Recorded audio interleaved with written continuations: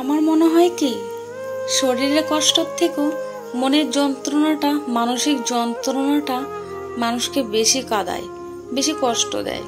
দেখো না, আমার শরীর এখন কত সমস্যা। এই যে পেটে যন্ত্রণা তো সারাদিন থাকে, তার মধ্যে নিঃশ্বাস নিতে কষ্ট হয়, অনেকটা শ্বাসকষ্টের মতো। তার ভিতরেও মানসিক যন্ত্রণাটা আমাকে বেশি কুড়ে কুড়ে খায়।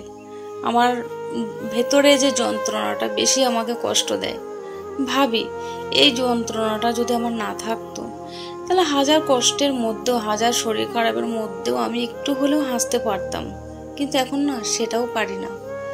সকাল থেকে শরীরটা এতটাই খারাপ লাগছিল, সকাল থেকে পেটের যন্ত্রণাটা বেড়ে গেছে। তো সারাদিন তো কোনো রকমে কেটেছে। ভেবেছি হয়তো বিকেলের পর থেকে একটু একটু কমে যাবে। বিকেলে একটু কমও ছিল, সন্ধ্যার পর আবার বেড়েছে। তোমরা হয়তো অনেকেই ভাববে যে এতটা কষ্ট, তাহলে কেন ডাক্তার কাছে যাচ্ছি না। অ্যাকচুয়ালি আমি এক এক করে কয়েকটা ডাক্তার দেখানো আমার হয়ে গেছে, ওষুধও চলছে, কিন্তু যন্ত্রণা কমছে না। মানে যতদিন ওষুধ খাচ্ছি তো কমে, ওষুধ বন্ধ হয়ে গেলে আবার বেড়ে যায়, এরকমটা। আর তাছাড়া বাড়িতে আমি আর মেয়ে দুটো মানুষ থাকি। ওর বাবা তো বাইরে থাকে, বাইরে কাজ করে। তো সেজন্য কেউ নেই আমাদের। আমরা দুজন বলতে কেউ নেই, মা বাবা ভাই বোন কেউ নেই। ভাবতে পারো, যদি এখন আমার কোনো সমস্যা হয়, তাহলে আমাকে ঘরেই পড়ে থাকতে হবে। যদি বড় ধরনের দুর্ঘটনা হয়, তাও পড়ে থাকতে হবে। আর এই সময় বেশিরভাগ আমার মাকে বাবাকে মনে পড়ছে। মনে হচ্ছে কি, ওরা যদি সামনে থাকতো তাহলে হয়তো একটু সাহস পেতাম, একটু কষ্টটা আমার কমতো। ওরা যদি আমার পাশে থাকতো, আমার সামনে থাকতো। যাই হোক, রাত্রে আর কোনো ভিডিও করতে পারিনি। সকালে ভাবলাম না, আর বসে থাকা যাবে না, ডাক্তার কাছে এবার যেতেই হবে।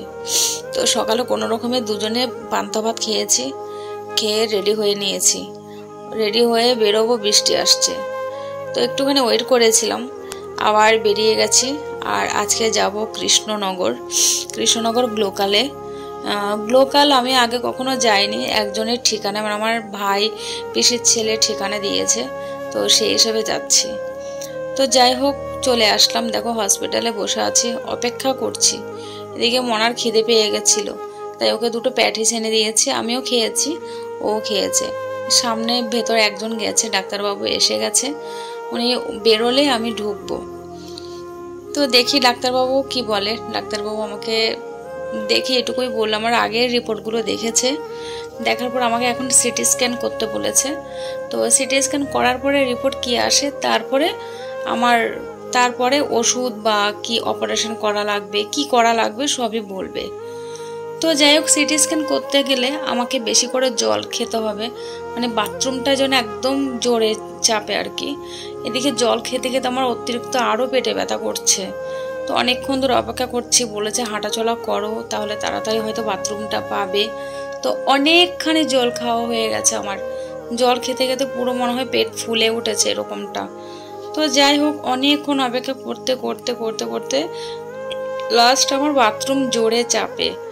তো তখনই আমি ভেতরে ঢুকবো, এদিকে আমি দাঁড়িয়েছিলাম, জিজ্ঞেস করছি ভেতরে ঢুকবে কিনা। ভেতরে ঢুকে আমাকে চুলের ক্লিপ, কোমরে ধাগা, কানের দুল সব কিছু খুলতে হয়েছে। তো সব কিছু খুলে আমি ড্রেস পরে ভেতরে চলে গেছি। আর দেখো, প্রায় অনেক রাত হয়ে গেছে, অনেক রাত।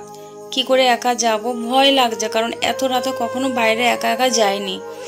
তো যাই হোক, মনে একটা সাহস নিয়ে, আর বিশ্বাস করো, ঠাকুরের নাম করতে করতে বেরিয়েছি।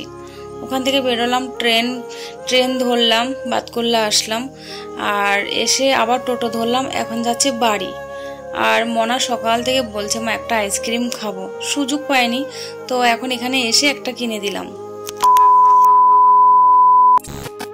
এদিকে বাড়িতে চলে এসেছি, আর মনাকে বলছি সব কিছু একটু গুছিয়ে রাখতে, কারণ আমার শরীরটা এতটাই কষ্ট হচ্ছে। সকালে খেয়ে গেছি, সারাদিনে খাওয়া হয়নি। আর যেহেতু নিরামিষ খাচ্ছিলাম, সেজন্য বাজারে কিচ্ছু খাইনি দোকানে। তো শুধুমাত্র মনাকে আইসক্রিম কিনে দিয়েছিলাম, আর নিরামিষ প্যাটিস আর বিস্কিট খেয়েছি। তো এখন খুব কষ্ট লাগছে শরীরে, এতটা টায়ার্ড লাগছে যে কি বলবো, ইচ্ছে করছে এখনই শুয়ে যায়। তো একটা রিপোর্ট দিয়েছে আমাকে, ফটো বা এক্সরে এরকম টাইপের। আর একটা রিপোর্ট কালকে দেবে, তো কালকে আবার যেতে হবে। তো চলো বন্ধুরা, কালকে রিপোর্টটা আসলে তারপর 1 সপ্তাহ পরে ডাক্তার আসবে, অথবা হোয়াটসঅ্যাপে পাঠিয়ে দিলে উনি বলে দেবে। তো রিপোর্টে কি আসে অবশ্যই তোমাদেরকে জানাবো। তোমরা শুধু একটু প্রে করো যেন খারাপ কিছু না হয়, কারণ কেউ নেই আমাদের। আমার এই যে মেয়েটা, ওরও কেউ নেই, আর আমার তো বাবা মাই আমার কাছেই নেই।